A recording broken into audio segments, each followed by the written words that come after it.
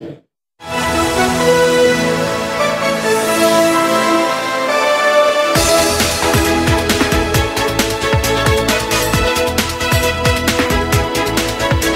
안녕하십니까? 여수 MBC 뉴스투데이입니다.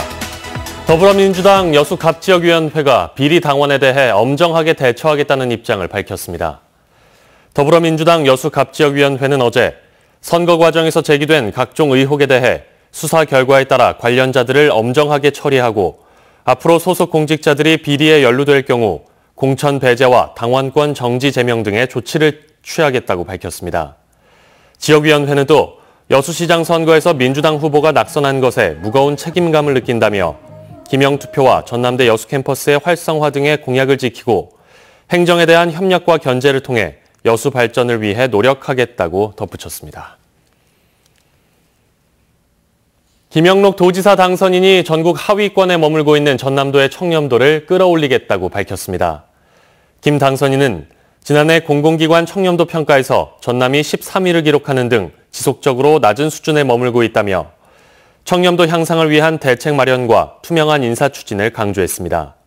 김 당선인은 또 어제 현장 방문의 일환으로 여수 산단과 순천 청춘 창고를 방문해 애로사항을 듣고 관계자들을 격려했습니다.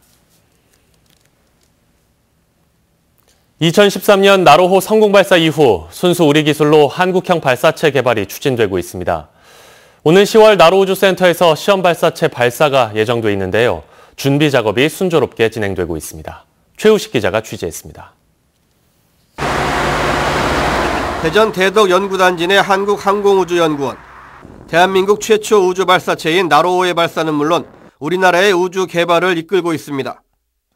현재는 제3차 우주개발진흥 기본계획에 따라 한국형 발사체 개발을 추진하고 있습니다. 2010년 시작된 한국형 발사체 개발은 나로호 이후 더욱 가속도가 붙어 오는 10월에는 시험 발사체가 나로우주센터에서 발사될 예정입니다. 엔진도 이제 저희가 언제 만들어 왔습니까? 근데 불이 붙어서 타야지 엔진 아닙니까? 엔진을 타게 하려면 시동을 시켜야 된단 말이죠.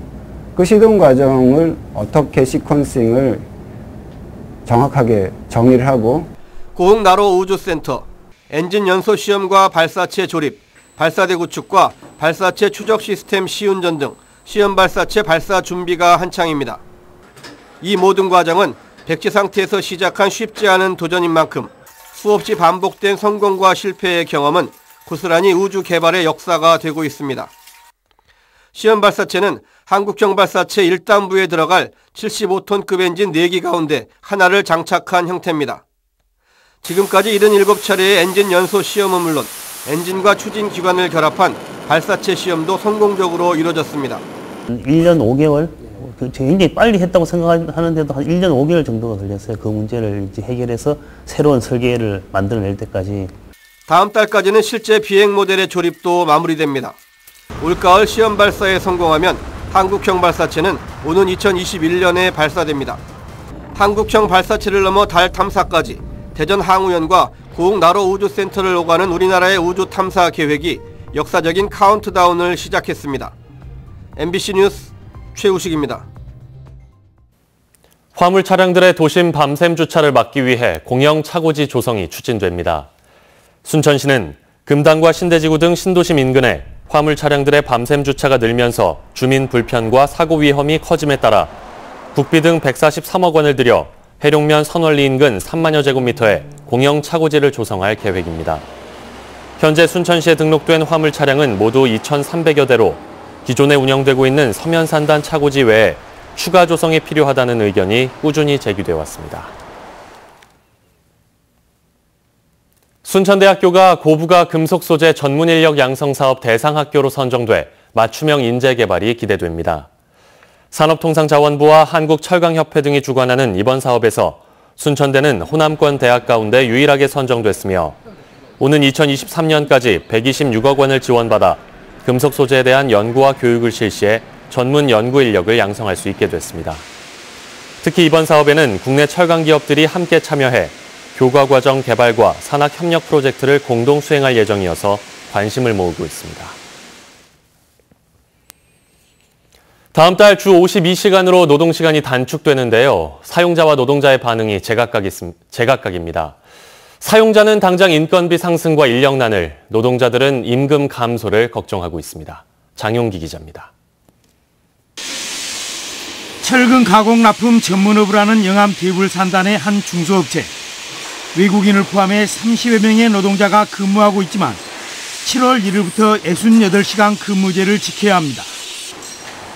특히 주문을 통해 야간 작업에 주간 배달하는 이 업종의 특성상 급여는 물론 인력난까지 회사 대표는 크게 걱정하고 있습니다. 야간을 안 할 수도 없고 또 저희 업체에서는 꼭 해야 되는 입장이고 난감한 상황입니다. 그렇다고 하게 되면 법에 저촉될 것 같고 이게 어떤 대책이 필요하다고 생각합니다. 따라서 이 회사는 올해 안에 자동화 기계를 도입하기로 했습니다. 중소제조업체 노동자들도 근로시간 단축이 현실적으로 반갑지만은 않습니다. 바로 줄어들 월급 때문입니다. 야근 등 초과근무 수당의 비중이 상대적으로 높은 중소업체에서 노동시간 단축은 실제 소득 감소로 이어질 가능성이 높습니다. 많이 힘들어질 것 같습니다. 수입이 잔업도 많이 하고 해야만이 월급도 많아질 건데 잔업을 못하게 하면 어쩔 수 없이 수입이 줄어들고 그럼 많이 힘들어질 것 같습니다. 지금. 특히 인구 절벽이 심각한 전남 농어촌의 경우 5인 이상 사업장까지 근로시간 단축이 본격 적용되는 3년 뒤 큰 변화가 예상됩니다. 전남형 일자리 창출은 외국인 근로자로 채워지고 대체 가능한 자동화 기계의 도입도 크게 늘어날 전망입니다. 근로시간 단축에 대응하는 전남형 일자리 대비책이 서둘러 마련돼야 하는 까닭입니다. MBC 뉴스 장용기입니다. 물과 숲이 한데 어우러진 장성호는 수변길이 있어서 한가롭게 걷기에 참 좋은 장소입니다. 최근 장성호를 가로지르는 출렁다리가 완공돼 걷는 재미를 더할 것으로 보입니다. 송정근 기자입니다. 장성호를 가로질러 154m 길이의 출렁다리가 완공됐습니다. 21m 높이의 주탑을 연결해 한 번에 1000여 명이 건널 수 있도록 만들어졌습니다. 돌아서 가면 30분가량 걸리는 산책길을 곧바로 갈 수 있게 된 겁니다. 천혜의 자연인 장성호를 좀 더 우리 국민들이라든지 모든 관광객들 친근하게 올 수 있는 힐링길을 한번 장성호 둘레길 한번 만들어 보려고 계획을 했습니다. 다리 위에선 장성호의 수려한 풍광을 한눈에 감상할 수 있습니다. 장성호를 따라 조성된 7.5km의 둘레길 중간에 출렁다리가 놓이면서 장성호를 찾는 재미가 더해졌습니다. 설마 이제 불하는 사람이 왔다 하면은 정말 여기 와서 보면 한층 더 아주 피곤한 느낌이 싹 사라지는 기분. 장성군은 앞으로 장성호의 175m 길이의 다리를 하나 더 건설하고 둘레길도 34km까지 확장할 계획입니다. 한국관광공사가 대한민국 대표 산책길 가운데 한 곳으로 선정한 장성호 수변길. 오는 25일 출렁다리가 개통하면 장성호의 또 다른 명소가 될 것으로 보입니다. MBC 뉴스 송정근입니다. 여름 성수기를 앞두고 광양 백운산 자연휴양림이 큰 인기를 얻고 있습니다. 광양시는 여름철 성수기 백운산 자연휴양림의 숙박시설 이용객을 접수받았는데 6,825명이 신청했으며 이 가운데 10.3%인 704명이 컴퓨터 무작위 추첨으로 당첨됐다고 밝혔습니다.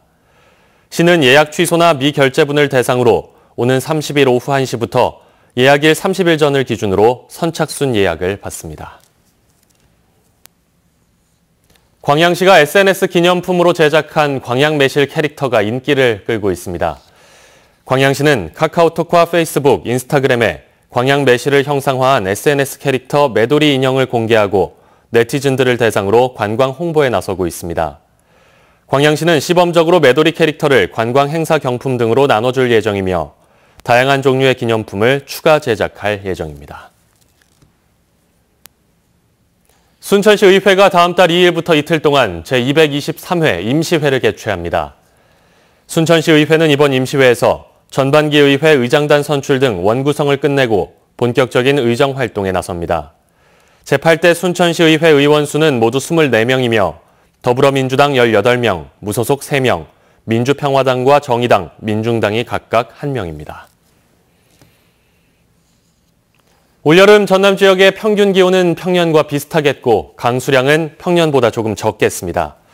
광주지방기상청에 따르면 다음 달부터 9월까지 대체로 평년과 날씨가 비슷할 것으로 전망됩니다. 대구의 낮 기온이 33도, 서울도 30도까지 오르겠습니다. 현재 미세먼지 농도는 부산과 울산 지방에서만 조금 높을 뿐 대부분 보통을 유지하고 있습니다. 하지만 오늘 늦은 오후부터 미세먼지가 일부 유입되면서 내일은 서울 등 중서부 지방에서 공기가 탁할 것으로 보입니다. 한편 우리나라 시간으로 오늘 밤 자정에는 러시아 월드컵 우리나라와 멕시코의 경기가 펼쳐지는데요. 한낮에는 30도로 웃돌며 덥겠지만 경기 시각 당시에는 구름 많은 가운데 최고 기온이 29도까지 올라 무덥겠습니다.